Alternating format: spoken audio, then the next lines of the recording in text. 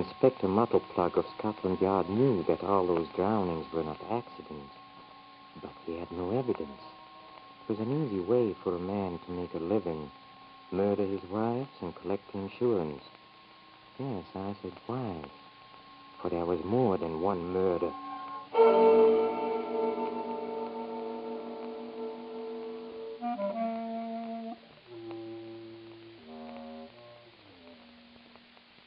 Hello, Creek. This is Peter Lorre with an invitation to join us at the Mystery Playhouse. Tonight I bring you a story by Roy Vickers. It's the unusual tale of a man who first murdered in rage, and all the witnesses swore it was an accident. Then he murdered coldly, deliberately, for profit, and each time the victim was his own wife. Listen then to The Man Who Murdered in Public. The story of the murders starts on the afternoon of June 5th, 1920. George McCartney was celebrating his 21st birthday with a stroll in Ilfracombe Park when he caught sight of a young girl named Elsie Netley on one of the park benches. Elsie had been a servant in the McCartney home 5 years before. George wasn't likely to have forgotten her. Elsie! Elsie Netley, I say. Imagine meeting you here. Why, it's Master George. Oh, do excuse me. Calling you that when I ought to say Mr. McCartney now. Let's just leave it at George, shall we? Mm-hmm. My, you've changed, Elsie. Well, it's been 5 years Since you thrashed me with the back of a clothes brush and called me an ugly little brute. Oh, no, really, George. I used to be afraid of you, Elsie. You look so dreadfully muscular. But now you're rather pink and white and, well, you're nice. Thank you, George.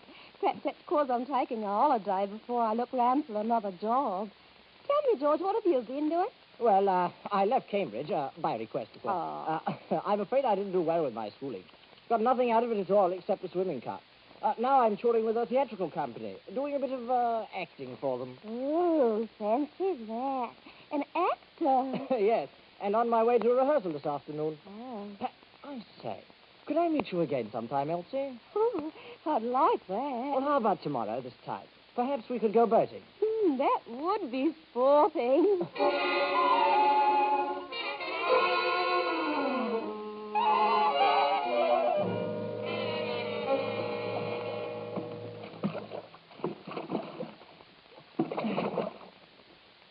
Should I row out further, Elsie? Oh, no, George.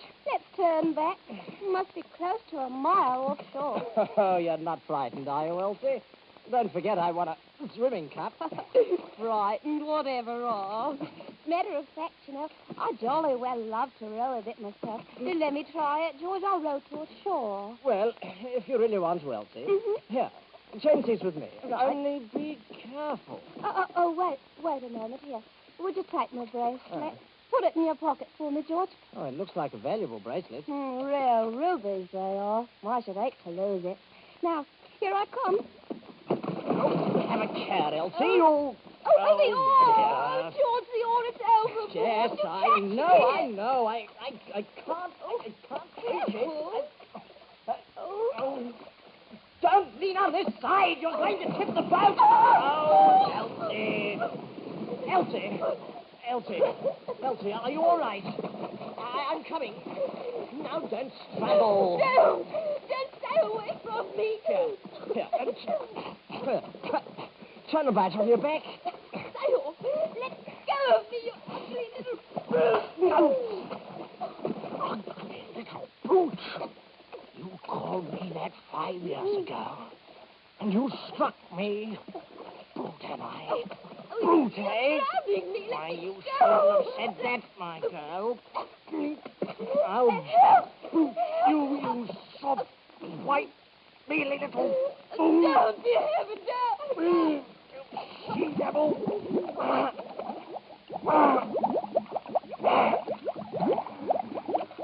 Brute, eh?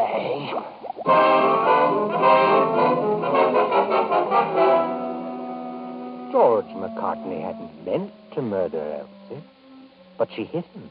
and called him a brute, as she had when he was 16. And somehow it had all come back to him, the hate and the hurt. So before George knew what he was doing, he collared Elsie by the head from behind and put her under. At the coroner's inquest, George took the risk of implying that he could hardly swim at all, and no one could deny it. Well, I came up under the upturned boat, and when I got out, I looked around for Elsie. After a bit, I saw her hand come up. I caught hold of one of the oars and splashed up to where I'd seen her, and I got her. I can't remember how I got back to the boat because, well, I'd swallowed a lot of water myself. Obviously, an unfortunate accident, Mr. McCartney. But I trust, Mr. McCartney, sincerely trust, that you've learned a terrible lesson which will stay with you the rest of your life. Oh, yes, sir. One does not stand up in small boats, Mr. McCartney. George walked away from the coroner's inquest a free man, not a care in the world, not even the burden of a guilty conscience. And a few days later, looking through the coat he had worn the afternoon of the drowning, George discovered... Hello, what's this? Well, I say, a bracelet. Elsie's ruby bracelet. Within a year, George was in financial difficulties. George wasn't very successful as an actor. In fact, after trying numerous other jobs, he discovered he wasn't very successful at anything, with one exception. And George made a career of that exception before he was through. I committed murder and gotten away with it. What fools murderers are to be caught messing around with poison and guns and knives, which always leave clues. But if you have a boating accident which lots of people can witness, it doesn't matter if you do contradict yourself a bit. Expect to be flooded, and unless they can show that you deliberately upset the boat, there's no possibility of their proving anything. On May 5th, 1923, George McCartney married a pretty little parlor maid named Violet Laistow. And a notable gift from the bridegroom to the bride was the ruby bracelet. On May 9th, he insured her life for £2,000.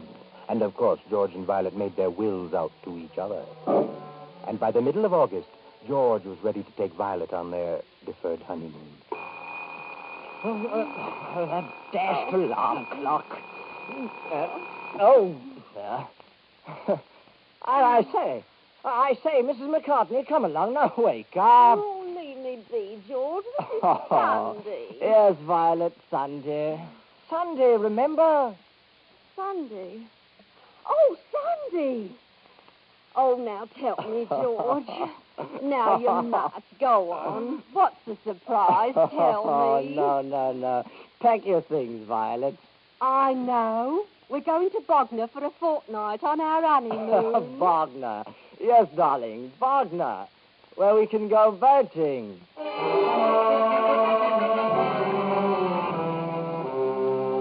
This time, it was murder all the way. Planned, cold, nonchalant murder.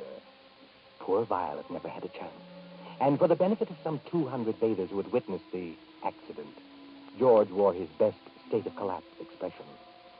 At the inquest, he made a very dejected picture as the local coroner spoke to him. There's little I can say, Mr. McCartney, other than to point out to you the obvious lesson this most cruel experience teaches. A lesson, Mr. McCartney, I sincerely trust you will always remember. One does not stand up in small boats. In September of the same year, when the £2,000 had been spent, George became interested in a sharp-witted little cockney named Madge Turnham. And soon he had arranged, 1, his marriage to Madge, 2, a £10,000 accident policy on her life, and 3, a vacation at the seaside resort of Paynton. However, Madge had an aversion to both, and George was forced to play his cards carefully. You know, George, I do believe this is the first time we've been happy together. Oh, you're precious. I wish we could go boating, Madge. It's such fun. Oh, George, you know I hate boating, I do. I should be seasick in no time. Oh, come now. I have it. You've been after me for a fiver. Well, I'll wager you a fiver you can't stay in the boat with me for an hour. Just one little hour. A fiver? Yes, a fiver, old girl. What say? It'll buy you that sporting suit you wanted. It would. I say, I'll go it. Come along. Oh, wait. Huh? Shouldn't I leave me ruby bracelet behind? Oh, silly. Of course not. It won't be lost. I'll see to that.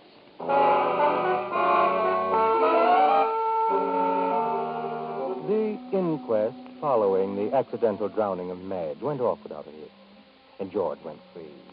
But neither the coroner nor the local police kept index news clippings of other boating fatalities in other years and in other places. But George didn't know that Scotland Yard kept a voluminous file cross-indexed of such accidents. And George hadn't reckoned on Detective Inspector Martleplug. First, the town of Ilfracombe, then Bognor. Now it's Paynton. All some miles apart, yet all the same way and the same man. Well, Inspector Martleplug, still studying those stuffy accident files. Whatever do you see in them? Murder. Murder? Oh, I say now. Doubt it? Look. These 3 reports, identical. 3 women, all servant girls, drowned. All with a man named McCartney. So, there are hundreds of identical accidents every summer. 2 other women insured. Husbands insure their wives as a matter of course. Perhaps.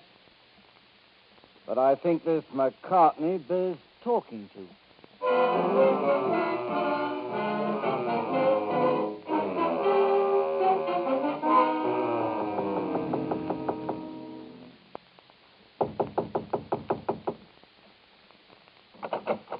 Yes. Mr. McCartney? Yes, I'm George McCartney. Mr. McCartney, I'm Inspector Martleplug of Scotland Yard.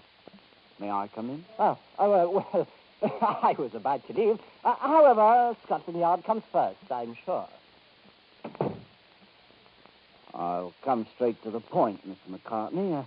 Our records reveal that you have had the singular misfortune of being the sole survivor in 3 drowning incidents. Oh, dear. I'd rather hope to forget about them. I shouldn't wonder.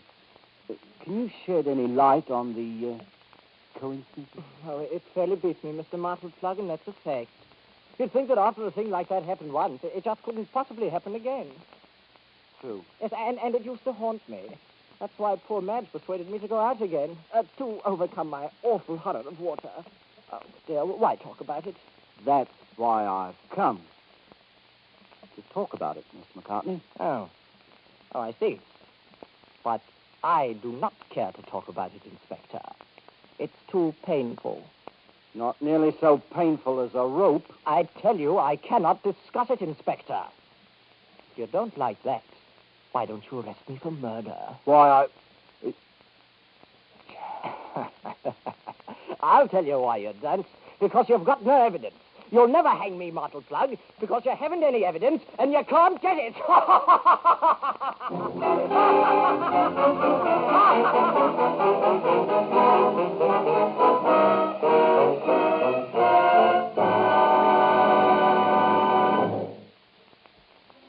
Inspector Martleplug set to work to prove George guilty of deliberately drowning 3 women. But he soon discovered that there was no real evidence, just coincidence and suspicion.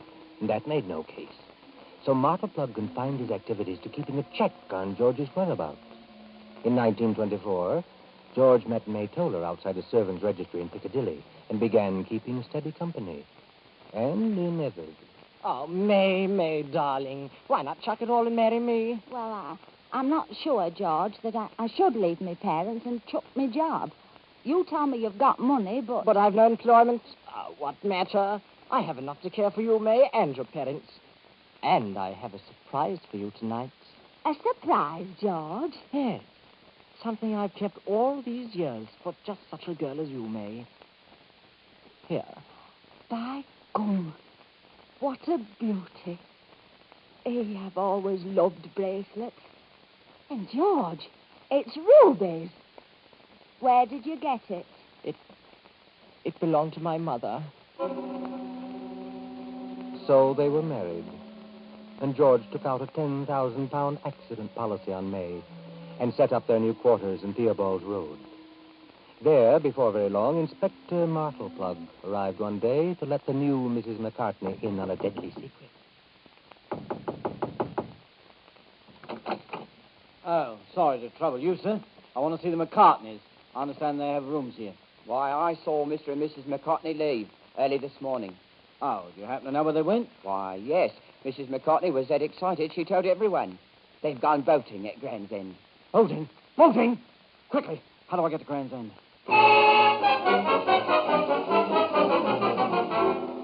Inspector Martleplug arrived at the bathing beach in time to see a crowd gathering as the beach keepers ran up on shore, carrying the limp form of a young woman. Poor girl.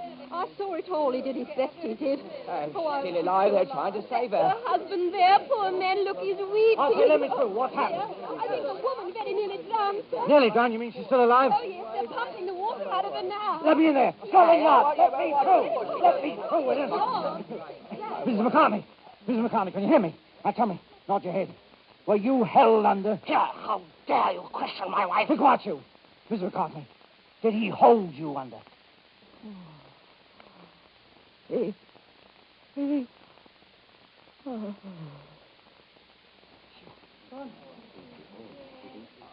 Too late, Inspector. She's gone. Yes, too late, McCartney. But you had a few bad moments. Oh, how can you say such a thing? Poor May. Oh, my poor, dearest, darling May. The inquest for May Toller McCartney proceeded as usual until it came time for the coroner's closing speech. Then George got the shock of his life when Inspector Martleplug took the floor. Just a few routine questions, Miss McCartney.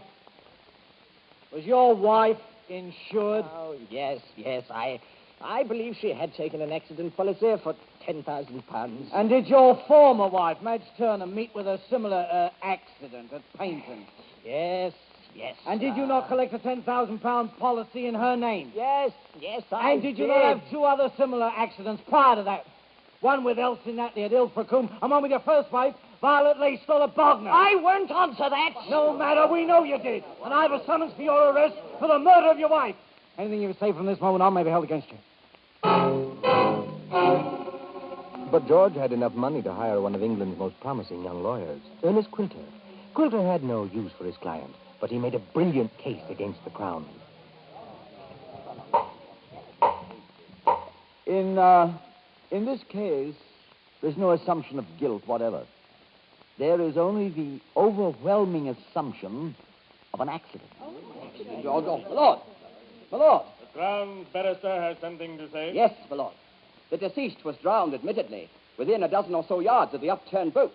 Is it to be believed that the prisoner, who was a very able swimmer, having won a cup for swimming at Cambridge, is it possible that he was unable to effect her rescue, as he stated? I object, my lord. It is no part of my case to deny that my client could have saved his wife from drowning had he wished to do so. My learned friend has forgotten more law than I ever knew, so he will not object to my reminding him of the principle enshrined in the doggerel, "Thou shalt not kill, but needs not strive officiously to keep alive." Now, I admit that George McCartney did not strive to keep his wife alive. I'm not here to defend his moral character nor his conscience. I'm still waiting for my friend to show that any action of McCartney's betrays evidence of felonious intent. At the judge's direction, the jury found George not guilty. There the case ended, with no one in England doubting George's guilt and no one able to do anything to him. And then one day, a certain Mrs. Hastafan, just returned to England from Canada, telephoned the local police to report A burglary, yes. That's right. They've taken not only all our silver, but my jewels as well. A lion crouching. That's right. It's our family crest. Yes, and it's stamped on every piece. What's that? Yes, the crest is on both the silver and the jewelry. And a few days later at Scotland Yard... Inspector Martleplug. Yes? What is it, Morton? I have a pawnbroker outside who has recovered a stolen ruby bracelet. The bracelet bears the High Stephen crest. Stolen jewelry? Are they in my department, Morton? But wait. The pawnbroker says the bracelet was pawned by George McCartney. And that same afternoon... That's why we called you, Mrs. Heistephen. We want to get this thing straightened out. I'm so sorry you've had this trouble with the bracelet, Inspector Martleplug, but it's not one of the stolen pieces. I gave it away as a present when I was in England 6 years ago. I'm very sorry she had to pawn it. Huh?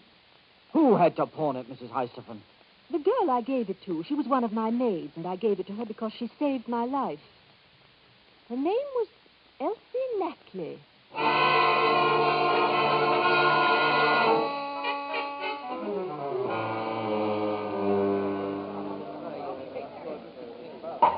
The court is in session.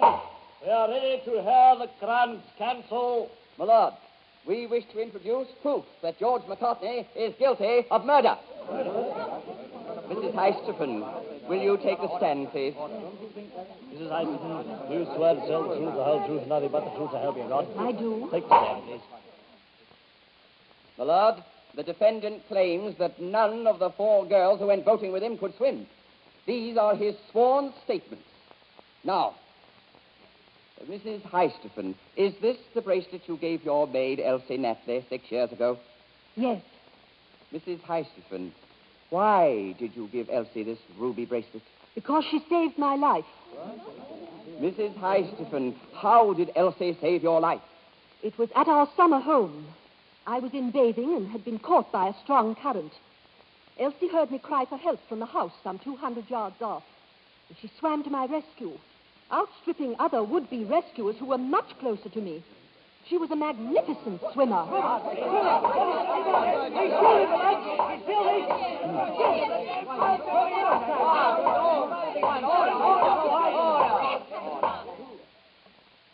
Elsie Natley, my lord, was a magnificent swimmer. She drowned because she was held underwater by that foolish little fiend.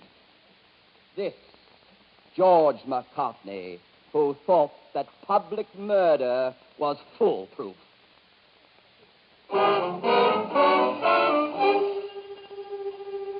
On June 6, 1925, just 5 years to the day after he started on his career of crime, George McCartney was hanged for the murder of Elsie Natley.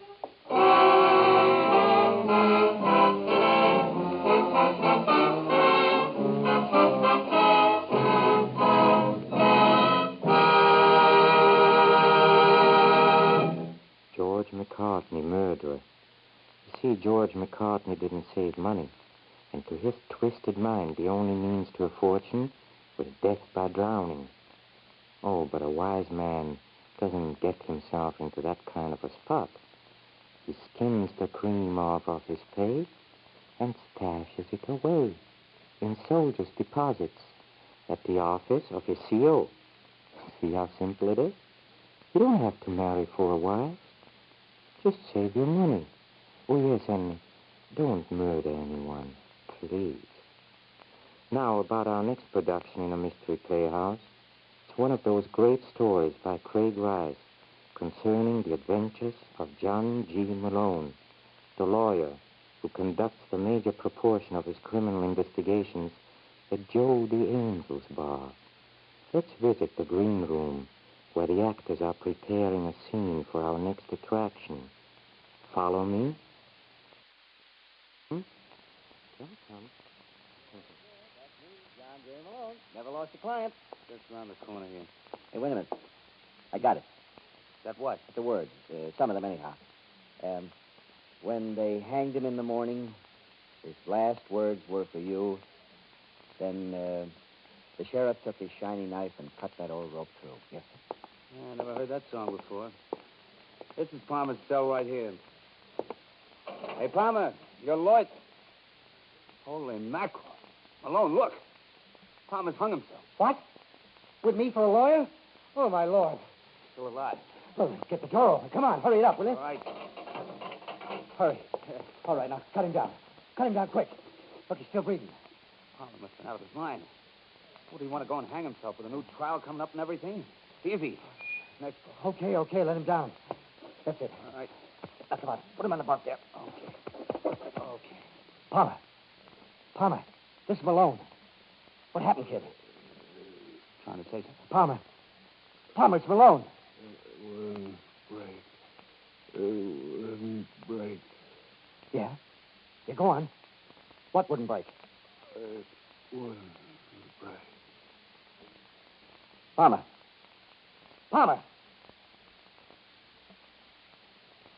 Well, he's gone. Dead.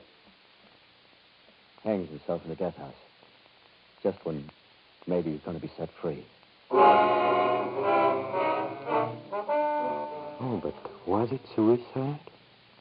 It seemed very strange that a man who was going to inherit $2 million would hang himself, especially when he was to be freed from the death house the next day. Helping himself freely to the contents of a bottle at Joe the Angel's bar, John G. Malone considers the problem. His conclusions are startling, and his hangover is terrific because John G. Malone mixes his rye with gin. Who said this wasn't a horror program? Until next time, then, this is Peter Lorre closing the doors of the Mystery Playhouse. Good night. Sleep tight.